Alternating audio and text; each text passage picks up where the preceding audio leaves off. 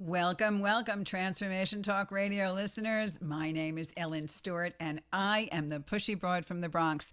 Welcome to my show, Recovery Recharged, with my illustrious co-host, Dr. Pat. Oh my gosh, we're going to have some fun today. We are, and I think we're going to need like 3 episodes for this guy. Wait I till do you too. hear about this. I do too. Unbelievable. Well, I am thrilled to talk about a subject that I think we're really going to get into because, you know, Dr. Pat, you and I talk about addiction and that means alcohol and that means drugs. And we've had our own personal stories when it comes to that. And we've had different people on this show that have had process addictions. And one of those people is here with us today. We are talking today about gambling and the possibility of gambling addiction and whether or not gambling is indeed a mental illness. So I have brought an expert to our show today, and his name is Dan Trolaro. Let me tell you a little something about Dan.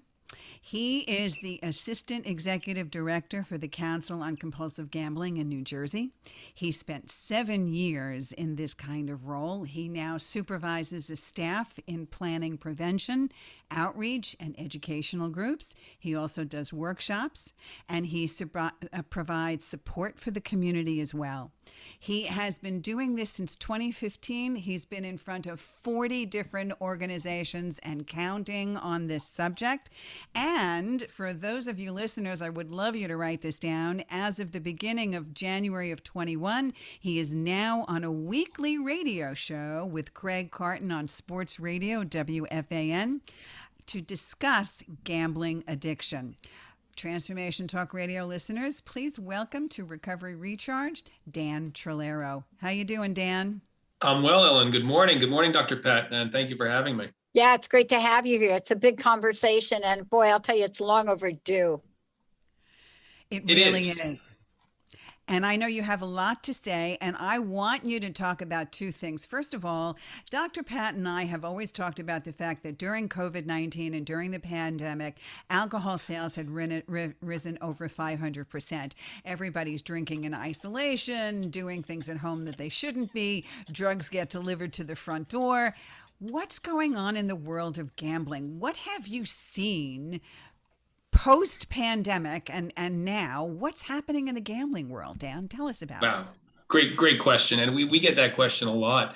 You know, we own and operate the 800 Gambler Helpline. So the Council on Compulsive Gambling of New Jersey is a long, fancy title for 800 Gambler, which is how we're better known. And so we field calls, not just from New Jersey, but all around the country. And what we've seen as kind of common experience was that before the pandemic, you saw people calling with a variety of gambling related problems: scratch off lottery tickets, in-person casino play, sports betting where it was legal. As it expands, obviously, we'll talk about that more later. But since the pandemic, as COVID settled in March of 2020, and as we moved through that time, we noticed an increasing number of people experimenting with online casino. So internet-based casino games, online sports betting as it started to return, even the online lottery, where you can buy tickets from your mobile device or your laptop. And now since pandemic, you just don't leave those behind as things start to open. People continue to experience gambling-related harms using the internet or using their mobile device or smartphone. In New Jersey, over 90% of all sports bets are placed on someone's mobile device. So it is now commonplace to gamble on your technology. That's unbelievable. And like you said, more and more and more. So tell us, what's the difference between somebody that, you know, maybe buys a weekly lottery ticket or even plays a daily number and somebody that really is considered a disordered gambler? Give us the breakdown, will you? Yeah, Great. and please explain this too, because I think this is really one of these conversations, Ellen, when we used to talk about early on, when we tried to explain, how do you know you've crossed the bridge from having a few cocktails to like I can't live without a few cocktails, because I think gambling is the same, but I'm not sure, Dan. Yeah, and great point, Dr. Pat. You're right, because problems exist along a continuum, whether it's substance use disorder or a process addiction like gambling disorder.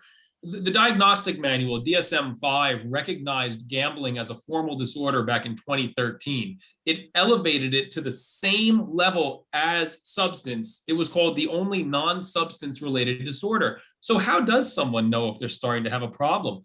A lot of it has to come down to the fact, are you constantly thinking about it? All that mental space that's used up in when you're preoccupied, you're thinking about the next time you're going to place a bet, the next time you're going to get that lottery ticket or bet on that event.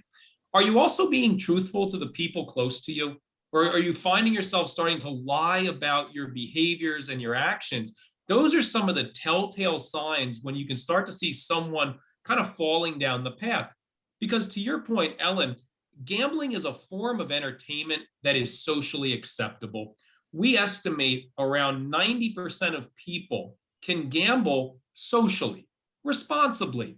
It's not creating a problem in their life or the lives of those around them. They're still able to maintain their jobs and have relationships, go to work, and they're able to function. But as you start to move along a continuum, you start to realize there are some warning signs. Maybe spending a little bit more time than they would have. Maybe they're spending a little bit more money than they should. And as I mentioned before, the lying, the preoccupation. And when it continues despite the negative consequences that start to creep in, so if you're starting to have relationship issues, if you're starting to experience some harms associated with the gambling, and it still continues, that's when you really know you're moving into that problematic use, similar to what you would see with substance. So if you find yourself lying to your spouse about how much money you spent when you went to off-track betting or when you went to play the slots at the nearest casino, then you really have to think about whether or not you have a problem. Yeah, and I'll add, when we receive phone calls to 800 Gambler, we receive not just phone calls from people who are struggling with an addiction to gambling, but also from the loved ones or the family members, because oftentimes they will see it first before the person who is struggling, and we see that in all addiction. Sometimes it's seen by the loved ones or the close family members, and gambling is one of those addictions where you can't test positive on a urine screen, right? You're not gonna pee dice if someone gave a gambler a urine test, right? And you're Yeah, not gonna that's have, true. right? I haven't seen it yet. So Well, I mean, it would be great if we can do that, but you maybe as a loved one beginning to see all of the bills that are coming in overdue, or maybe the electricity is going out. Dr. Pat, have you ever had a gambling problem? Do you have a gambling issue? Yeah, no. I mean, I'm one of these lucky people that have had just about every other, thing we've talked about. But gambling for me was always very interesting. And I have to say, I started at a very young age. And what I mean by that is, what kind of family are you raised in? So if you're raised in a family like mine, where the relatives come over and the first thing you see are a bunch of cigars, a bunch of Zambuca, alcohol, right? And then pinochle and money. So that's like, your daddy's girl, you're running around the table, certainly not going to get a hit off the cigar from daddy that night, but you do get to run your finger in the Zambuca, and you never quite understand the gambling part. But later on in life, what got really interesting, I was in relationship with somebody that was, if I look back now, I don't like to what is it, assess another person, but if I look back now, are you going to the racetrack at an age that you shouldn't be going, into Yonkers on a school night? And are you in relationship with somebody that cannot not go? It cannot not go. Now, Right, this is that's before it. online betting, but cannot not go. So I love the racetrack. I love the trotters. I love, I mean, I grew up in that environment, and I'm highly intuitive, so I would win a lot. What would happen with me is they dragged me to the track. Well, you were the good luck charm. Yeah. So that's I right. built up this immunity because I hated to go to the track and have that responsibility. There was a point in time in my life where I thought maybe I did. There was a point in time where the casinos opened in Jersey, right, Dan? And, I would watch myself. But I got a question for both of you. What is the relationship between gambling addiction and alcoholism? Is there one? What is the numbers on what, you know what I'm asking you? Yeah. It's like I was reading a story about Ben Affleck, and I've been following Ben because I care about Ben and his journey and what he's done and his struggles. And I just wonder about the relationship between each of those. Yep. We Dan. typically see a strong connection between certain activities. And alcohol and nicotine dependency are two that we often see connected with gambling. It's estimated that 60% of people with a gambling disorder also have an alcohol use disorder. And approximately the same percentage of people also have a nicotine dependency. So you start looking at those connected behaviors. And Dr. Pat, I'm thinking back, if you were to take a trip in person to the racetrack or to the casino, you frequently will see someone who's wagering or betting on horses or slots or table games having a cocktail in their hands while they're gambling, or at the track smoking a cigar or a cigarette or a pipe as they're reading the racing program. And you look at these connected behaviors, and that matters so much because when we're talking about the other end of addiction, which is recovery, what are we doing in our recovery life so that the addiction no longer fits in? But if we're maintaining these connected behaviors, if I stop gambling, but I continue to drink and smoke, am I at risk for return to use? I would think so. I And I absolutely agree. mentioned Ben Affleck. One of the comments he made that stuck on, it's like I pull out this quote and I give it to a lot of ladies I work with. He talks about compulsive behavior. I think his quote was, people with compulsive behavior, and he says, I'm one, have a kind of basic discomfort all the time. They're trying to make stuff go away. And he talks about the fact you're trying to make yourself feel better, eating, drinking, sex, gambling, shopping, whatever it is. But in the end, it makes your life worse. And that statement is so telling, because isn't that why we're doing the show today? Yes, absolutely. To point out how this kind of compulsive behavior kind of snowballs. I mean, it's really a snowball effect. And look, I'm just like you, Dr. Pat. My dad played pinochle, mom played mahjong. It was all in fun. It was all for money. Dad was at the track every Saturday night. I was learning how to read a racing form. And if you get into that point, just like we do with alcohol or drugs, where you want more and more and more and more, and you have a propensity for that addiction, it's very, very easy, just like Ben Affleck would say, to pick up a myriad of other addictions. I mean, it's just what our brain lends itself to doing. And Dan, you said something very interesting. You said 60% of those addicted to gambling may very well also have a substance abuse addiction. And in some ways, that's hopeful, because if we can understand the addictive brain and learn how to get our substance abuse addiction in remission and in recovery, then we realize that we have to work on our other process addictions as well. Agreed. And it comes down to treating the whole person. I was at a conference back in 2017. It's called CADCA, which is the Community Anti-Drug Coalitions of America. They have a national conference pre-COVID every year at National Harbor in February. And there was a doctor there who one time made a statement that stuck with me. And he said, the end goal of treatment is a sustainable and meaningful long-term recovery. And obviously, what's sustainable and meaningful differs from person to person. But if we're not treating the whole person, how do we have a meaningful and sustainable long-term recovery? We have to move people from just surviving to thriving. And that's a key component of addressing all of the factors at play. A person might have an addiction to gambling, alcohol. They also might have a mood disorder, depression, mental health issue. Was that triggered by the alcohol and the gambling, or was that pre-existing and they're using the others as coping mechanisms? So addiction is biopsychosocial. It stems from so many different places that we have to really look at the whole picture. So if somebody wanted to reach out to 1-800-GAMBLER, what kinds of help would they receive? What could you tell them? Sure. So 800 Gambler is a referral helpline. Oftentimes people call 800 Gambler and they see that we offer help. So we'll take phone calls at times from someone who's in debt and they need a loan for $5,000. I say that's not the type of help that we offer. We're not here to help bail you out.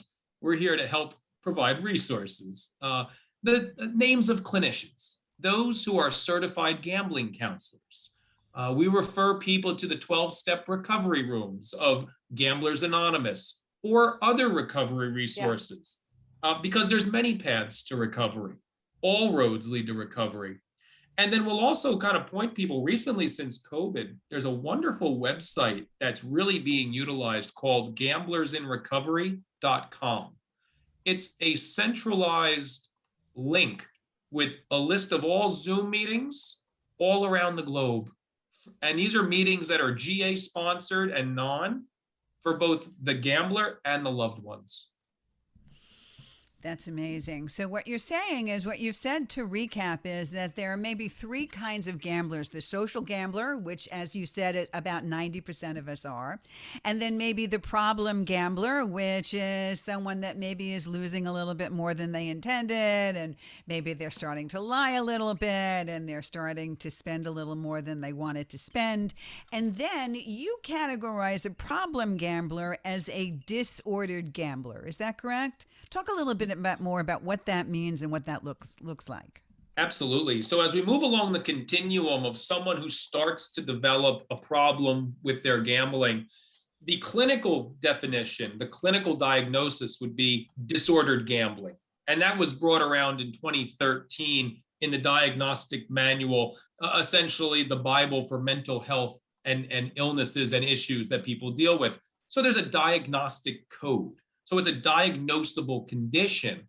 And roughly 2 to 3% will suffer with gambling disorder. And gambling disorder is where you start looking at the preoccupation, the isolation, the continuing despite the negative consequences. So full-blown gambling disorder is almost the extreme form of someone who's starting to develop the problem, and it's now manifest itself as it continues into a really severe issue. And that's where you start to see potential for job loss, relationship loss, maybe loss of time spent with loved ones, some mental health issues can also start to develop, maybe depression or anxiety.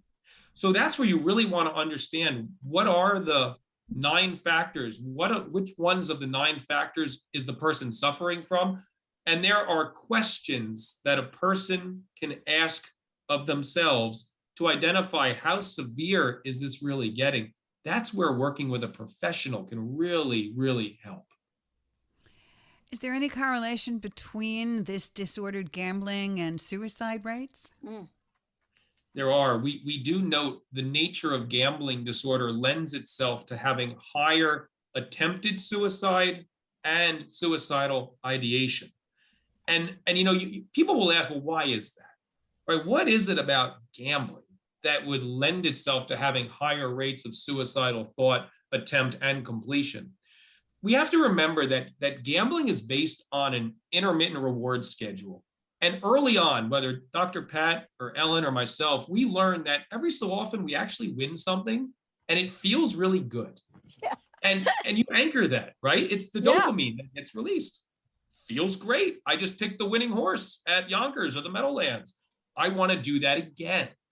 And over time, most people can kind of manage that. Okay, I was lucky, or it's not the norm. For someone who doesn't process gambling normally, they're not going to think of it that way. They're going to start thinking of it as, wow, that felt really good. And I want to feel good again. I want to avoid that negative state that I'm in, and I want to feel good. So they know that they're going to win every so often. They just don't know how much, how often, or when it will occur next. And they will spend the days, weeks, and months chasing that feeling. Gambling is not a money issue. It's an emotional issue. And it's that dopamine flowing, right, Dr. Pat? It's chasing that high, right? We can relate to that, no? Well, and what it is, and let's talk about this again. What it is also is that we now understand, and to take Ben Affleck's words, we've never been in a time in the world, by the way, where people have been at the same level, close, very similar levels of pain, right? You know, this is the first time. This is new territory. Maybe if you want to go back 3 or 4 thousand years, maybe, but then they didn't know it. But we are living at a time now where we're looking at people experiencing levels of pain around an external scenario that has causes their internal world to implode. And we are going to try to find the comfort that we need to find. Now, what's the most easily accessed? Online booze and buying it and online gambling. There's never been more of a forum for people to do that. Everything from Bitcoin gambling to, I mean, there's just so much, right? And it's easy to hide too. It's easy to, oh my, yeah. How hard is it to hide? How hard is it to hide a lottery ticket? So when you talk to people, Dan, I want to ask you this, because this is one of those things. People don't think, oh, lottery ticket. No, I'm not on an addiction. I don't have an addiction, because there's a line that get crossed. There's once in a while, you're the person, I got to buy my weekly lottery ticket. Okay. But when you go from I got to buy my weekly lottery ticket to I've just spent half of my rent on lottery tickets, it's an issue. Can we talk about that behavior? Because when it comes to gambling, gambling is a behavioral, but it's also hits your pocketbook. And when things like that hit your pocketbook and you find yourself at the $5,000 poker table and you don't make $5,000, it's an issue. Can you talk about that? Because that's the pathway, that's the road that you go down that you cannot return back from unless you really hit the bottom and ask for help.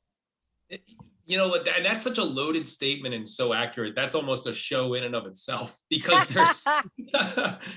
there's so many paths, there's so many tributaries along that pathway, because it goes from the marketing, right? Let's first take a look at marketing and how you start to develop these ideations that, okay, I've won in the past, I will win again. It's that pronoun that a person starts saying, I will win my money back from the casino or from the lottery. They get very possessive about it.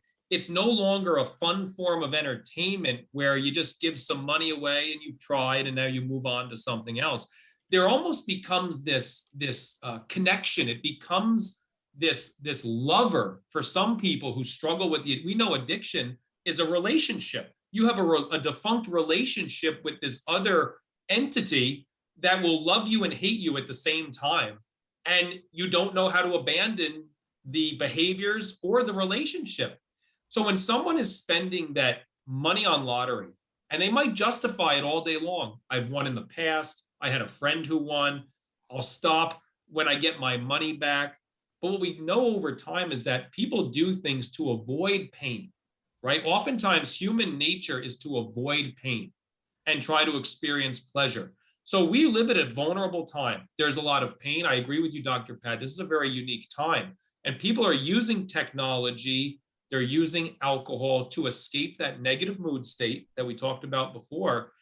And they're experimenting. You know, we love to experiment. We love to be curious. Our curiosity is piqued on new things, which is all great. But the financial burden that's left behind from someone who has gambled a lot of money, not to mention the loved ones and family members, they're left in the dark oftentimes, and they don't see it. Gambling has the highest financial distress of all of the major addictions, because typically someone uses money to gamble. Now, you don't have to use money, but that's what people most frequently will use. So it's this compounding effect of, I want to get the money back, now I'll get myself even. And you're just chasing. There's that chasing again, chasing that feeling. And it's starting to develop negative consequences. Well, whether people are gambling for money or some kind of valuable object, it is something that one has to risk losing, and that loss can be devastating. So we have to ask ourselves the most difficult questions. I mean, on the 800 Gambler website, you can ask yourself, you can take a little quiz and find out if you have any real difficulties about gambling, and also gambling in ways that we still have to talk about. And we're going to do some more of that when we come back. But Dan, I was flabbergasted when you told me the other day that a lot of the hotline calls you're hearing about are things like day trading and sports betting Yes. and video gaming. And I really want to go into that because people don't even realize that's not, that's part of the whole disordered gambling situation. And it's not just sitting in front of a slot machine or playing the ponies, so to speak. Right? There's much more to it, isn't there? There's the psychology of gambling is popping up across so many different areas of entertainment that our children consume, that we consume as adults, and that our family members and even parents consume. And it's that concept of trying to win something where there's risk or uncertainty, and how that feels to the body physiologically and the chemicals that are produced. That's the hook. It's the unknown. It's that, wow, it feels great. Let me do it again. And that's popping up, Ellen, to your point, in video games. I just did a webinar last week on day trading and gambling and the connection. And we're starting to see similar behaviors.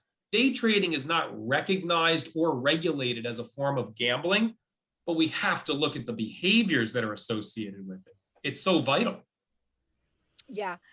We're going to talk about this when we come back, right? Because these are the contemporary versions of what old school back in, I'm going to go join the poker game in the back of Joey's grocery store.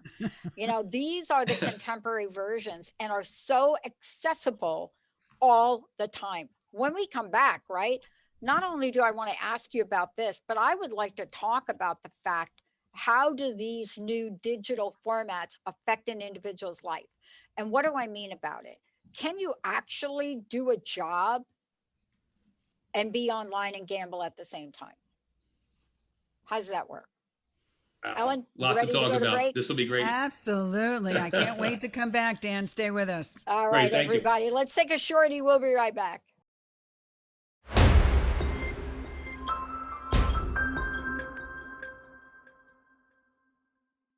This is Ellen Stewart, the Pushy Broad from the Bronx. I am here with my friend and colleague, Dr. Pat, and we are doing Recovery Recharged with our guest, Dan Trolaro, who is the Assistant Executive Director of the Council on Compulsive Gambling in New Jersey. We're having an amazing conversation about what is current, what's going on through COVID-19, and most of all, what constitutes a social gambler from a disordered gambler. And now we're going to take a look at some of those particular process addictions that we don't even think of, like video gaming and day trading and sports betting. So, Dan, let's talk about that a little bit, and maybe the difference between legal and illegal gambling around all of these things. Let's talk about that. Sure. So what we've seen, let's start with New Jersey. With the state of New Jersey, there's many forms of legal gambling.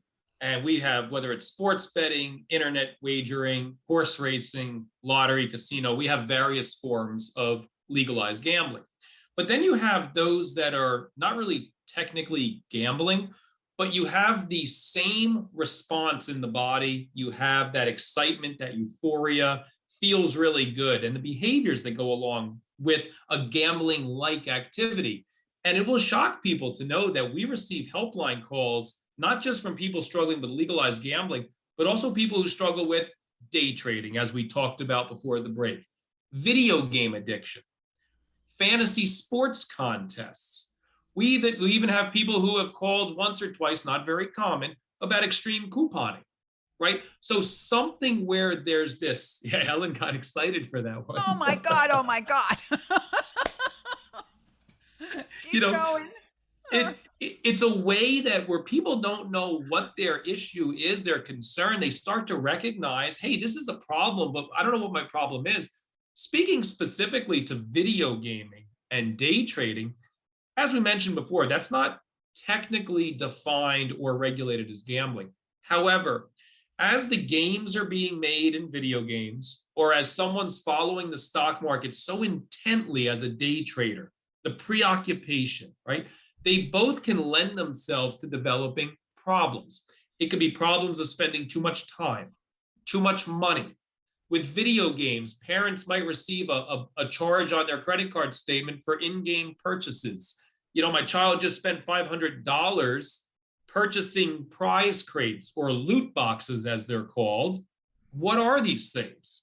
And what the parents need to know is that if your child is spending money on prize packs or loot boxes, that's a gambling mechanic. It's not gambling, but it looks and feels like it because they're spending money in hopes of trying to win something of value where there's risk or uncertainty. That's the essence of gambling. And that's why parents need to be aware of these things. Exactly. And you said too, it doesn't necessarily mean they're going to win money in return, but they're going to win something in return. They're going to, get to the end of the game or win the golden crown or whatever. It's that fantasy world of the adrenaline going and the feeling of I have to win, I have to get through. On top of which, what you said is really very, very telling about these other process addiction. How much time are you spending in that preoccupation? These are the questions you need to be asking. And these are the questions you need to be asking the people around you. If your son or daughter is upstairs all day long, playing video games constantly and not socializing, not getting out there, not doing schoolwork, or if your husband or wife is spending so much time sports betting or day trading, it doesn't matter if they're winning or losing anything. The hours of time make it an addiction. Wouldn't you say, Dr. Pat? I think that it's twofold for me when I think about it. I think you're absolutely right, the hours and time. And this really gets back to the question that I was asking before the break. And that is, an aspect of behavior that feels so normal to you that you can't see it. And when you start to have these outposts of behavior, look, I'm going to jump to a different topic. I'm going to jump to a different idea, but the same topic. I don't know, with all my years of recovery and addiction and helping people and Ellen, right? Some of the things we've done, I am at a loss about cell phone addiction. We're not going to cover it today, but I'm telling you, online gambling is the same. And here's why it's the same for me, because it feels so normal. Now, let me just, Dan, correct me if I'm wrong. I don't want to give people the wrong idea. Not normal, everybody. Gambling online, like when you're supposed to be like doing your job, that is not a normal event. Right. But it's not like getting high on drugs, like, or I'm sitting here and I'm drinking myself to death, and I'm drinking because I can't talk. It's like your persona, you get the stages like the Dan persona. Ellen stays like the Ellen, I stay like the Pat, unless things go wrong. And that's when you see the change. Isn't that one of the greatest challenges when we're talking about gambling addiction? Because we don't gamble too much and slur our words. Right. No. One of the. Go ahead, Go Ellen. ahead. Well, in the same token, I hear what you're saying. Okay, it doesn't affect our brain maybe in that way, and it doesn't affect our health in that way. But Dan, I'm sure you've seen some major devastation. I mean, you talked about suicide rates before, and maybe we're not drinking ourselves to death, but maybe we're losing our homes, or maybe losing our family. There must be a devastation point that you have seen many times as how serious this can get. Yeah, and I want to talk about actually along this line some of the stages as to how it gets to be so bad. But going back to the point about the normalization, I'm reminded of a video that the British Broadcasting Corporation put out a number of years ago where they placed a gambler inside an MRI scanner, and they took a look at his brain as he was gambling on a roulette wheel. And what they concluded from looking at the brain activation was that it wasn't just the winning that mattered, but it was also the anticipation and the participation. So for gambling, what makes it so unique, and I agree with you, Dr. Pat, that, when you look at cell phone technology, these are process addictions. Gambling falls along the same line because it has nothing to do about the win, about getting that like on Instagram, about having someone comment on social media. It's about the act of participating in the process and then anticipating, will people like this? Will I win a next bet? So there's this brain activation going all along this process. And as you start to go down this path and you start normalizing it, right? That's a very loaded word, normal. You normalize it. Maybe it's normal to me. I've been 11 and a half years since my last bet. So for me, 11 and a half years ago, before that, it was normal to wake up every day and That's gamble. what I'm saying. Right now, when you create a life where gambling no longer fits in, it's the most foreign thing to me to look backwards and say, how the heck was that ever normal? But that's the stages that we talk about, because for most people, gambling starts off as a fun, enjoyable experience. We talked about it at the top of the show. You win, you have fun. It's not creating problems in your life. Then you start losing. And now you're reminded of a time when you used to win, and you'll start thinking, okay, well, I'm in a losing streak, I'll get it back. And maybe you start to tell some white lies or some, whatever. You're starting to make excuses, justify your actions. Then it can start to get to the desperation phase where now you're telling bigger lies, asking for loans. You're starting to not go to work. You're starting to call in sick more, right? If you're a student, your grades are starting to drop. Maybe you're not showing interest in other activities that you previously enjoyed. And it's when that starts to happen and it continues, you get to that critical phase at the bottom, the phase where you're most vulnerable, where you're really experiencing a lot of negative consequences. And that's the pivot point. What do? Do I continue on this path, or do I start to look for another opportunity, a better way of living? And honestly, you hear it in the rooms. People come to help when they get sick and tired of being sick and tired. Oh my God. I got a message in Skype from somebody in Hawaii I hadn't heard from in a really long time.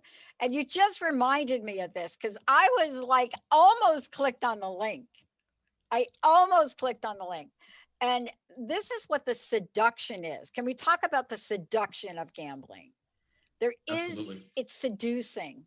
Why is it? We see it. We see Vegas. We see people having fun, but there is something else underneath this new digital form that is not as glamorous, but equally seductive. So I get this email, and this is the latest craze.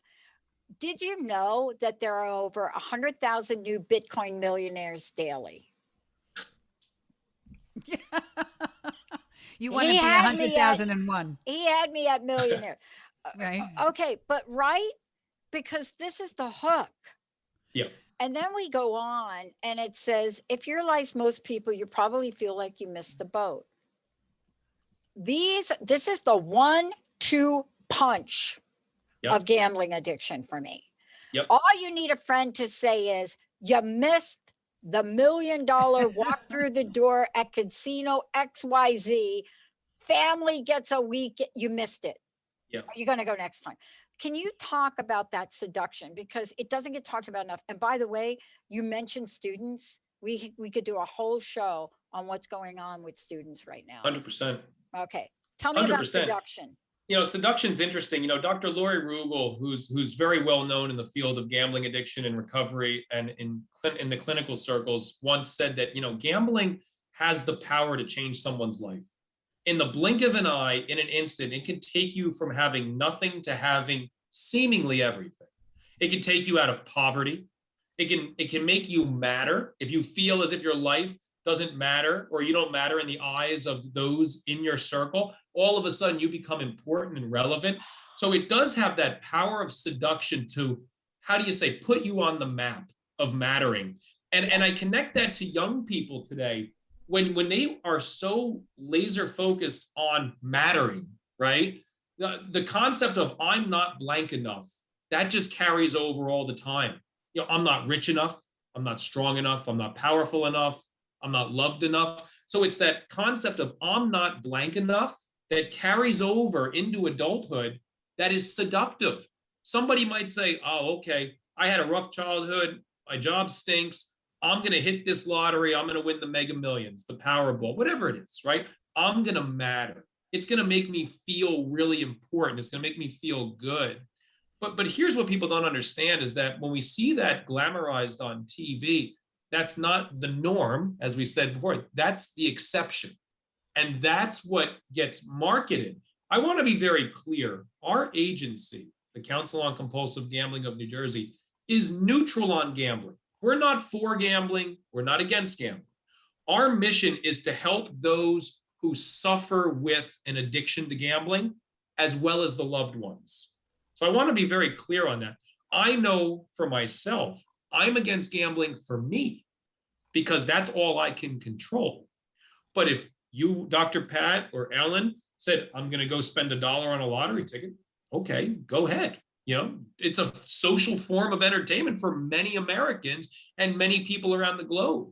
So it wouldn't really make sense for me to go out and say, no, you shouldn't do that. Yeah. Balance and moderation are key, and understanding what it is that you're doing, understanding odds, the lack of a likelihood to really win. I will add, people call our 800 Gambler helpline. Give out that number again, Dan, please. 800 Gambler. They'll call the 800 800 Gambler helpline 24 hours a day, 7 days a week, and we will point you in the right direction for referral services to a clinician or a meeting. But when people call, they'll say, I don't gamble, I just play lottery 5 times a week. And if I take the call, I say, hold on a second. You just said you don't gamble, but you play lottery. And they say, yeah, well, that's not really gambling because I'm not going to win anyway. and that'll kind of launch us into a conversation. But what we're talking about here today is so really vital and vitally important. Ellen and I have done a lot of shows. I'm not anti-alcohol. I'm not anti-drinking. I'm not well, I gotta hold my breath here on marijuana for a minute. Hold my breath, because that's fair. Yeah. People don't call me. You know, you work with ladies, you work with women, and you make a statement like, I'm not anti-marijuana, and forget it, you'll lose all your sponsees. But the point is, that I'm trying to make is, there's a point by which you cannot control yourself. It's called the addictive brain. Yeah. It's called the addictive brain. The hijacked brain. Food, it doesn't matter what it is. And gambling like that, about the lottery ticket, that's a beautiful example. It's like the woman that said to me the other day, I don't really have a problem, Pat. I mean, what's a problem? I just keep the gummies out on the counter, and just before I get in the car to go to work, I throw a couple of gummies in. What's it? I mean, come on. What's the matter? They're a couple of gummies, right? And I'm like, how many kids do you have? You keep your gummies on the counter. Are you like, what? But we can't see it, Dan. Ellen, please help us understand how we can see ourselves better. Yep. Dan, I think you're absolutely right. And all of the phases that you were describing before, Dr. Pat and I can certainly relate to. I mean, the winning phase, the losing phase, the desperation phase, the critical phase. I think we've done that a lot of times in our lives. The hit bottom phase, oh my God, the feeling that everything is wonderful until it's not, okay? It was really astute in what you said about that seduction, because no matter what, you are absolutely right, because gambling and winning that money is part of our culture. And it's not only the video gaming and the day trading and the sports betting, but look at our TV shows. Look at Let's Make a Deal. Look at The Price is Right. Look at all of the game shows where money is the object. I mean, even shows like Jeopardy that we love and admire and we go towards. I mean, one of the reasons why it's so seductive and exciting is because there's money at the end of it. There's a prize at the end of it. Yeah. So it lends itself to our entire culture.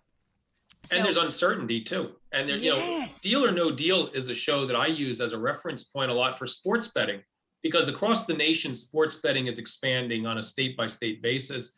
And when you have the ability to wager on a sporting event, it's no longer just waiting for the outcome of the game. It's now during the game, placing multiple bets throughout the game. And oftentimes the sportsbook operator will give you the opportunity to close your bet early if you want to lock in your money. So it changes the concept of gambling to almost a form of skillful money management and a way to manage your bankroll. It takes the emphasis off the gambling because they'll give you an offer. You can either choose to take the deal or keep pressing on, right? And that's the concept of deal or no deal. We're seeing it embedded in culture, and it's normalized to do those things. It does, and it certainly does bring out the addict in all of us.